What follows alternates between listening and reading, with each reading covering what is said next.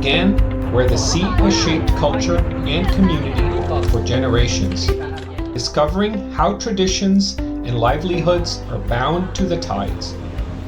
Yet, the true heart of our program lay deeper, the species that has endured for over 450 million years, the horseshoe crab.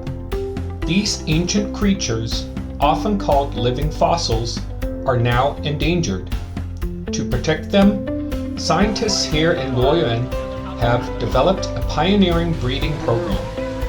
And this week, our students became part of that story. Our conservation journey began with the professor's introduction to the horseshoe crab. From there, students stepped into the role of researchers. They prepared bait and fed the crabs, then measured juveniles and tested water quality to ensure the tanks stayed healthy.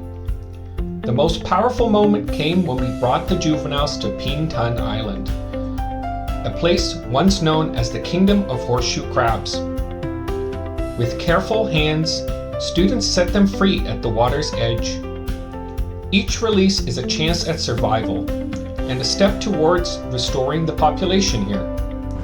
For the students, it was more than science. It was stewardship in action. This program isn't just about protecting a single species. It's about building resilience, responsibility, and hope.